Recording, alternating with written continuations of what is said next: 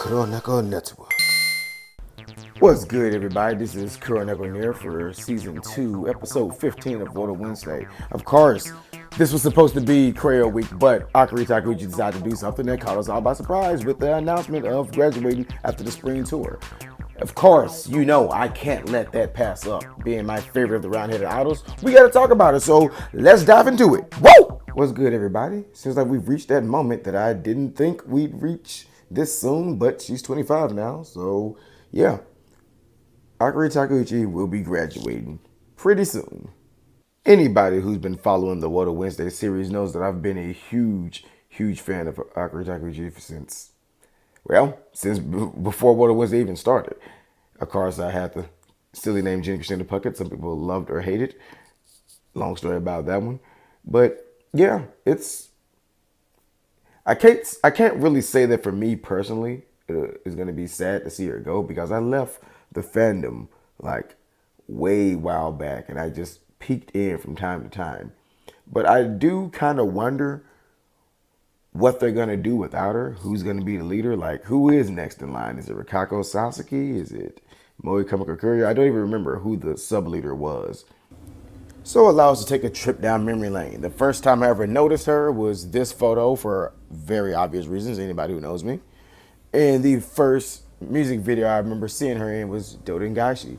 This scene, it just really stood out to me, even though her voice was kind of pitchy at the time. She still was working on that, having a good voice thing. Yes, and then there was the moment where I dang near fell out of my bed because I was like watching it on the laptop and I could not believe her voice the first time I heard her on Kimi Dake Janasa Friends. I'm like, you know what? Taki has improved. Taki, she's ready to be the best voice in the group, which she proceeded to be for at least a good year or two. It was amazing to see her come that far. I think it's safe to say, though, that the main thing everybody will remember her for is her wild, goofy personality and her dancing. Those are like the two things that comes to mind when you think Akari Takeuchi. That's what came to mind, at least when I thought of her all the time. And she wants to retire after the spring tour, so sometime next year, kind of early-ish.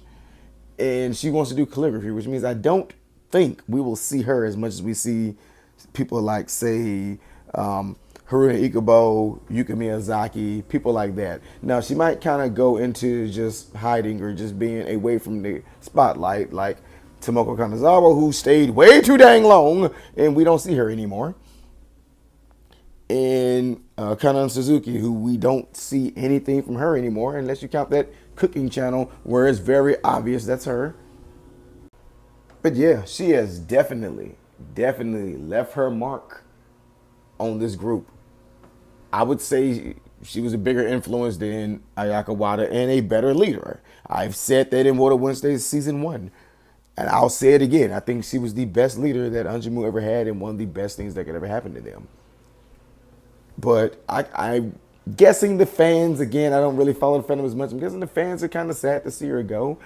My only regret is we didn't get a photo book. Like, come on. Riko Yamagishi gave me one. Kishimon, I didn't think that would ever happen. Tsuyuki Takagi, she's my only favorite that it didn't happen with, and she's image conscious and thought, well, I would buy a book of her. And I'm like, okay. She could have just put one out anyway. It don't have to be something in the bikini or whatever. They just had her on the beach with a beach ball and her big round head next to the beach ball. I would have bought 5 of that.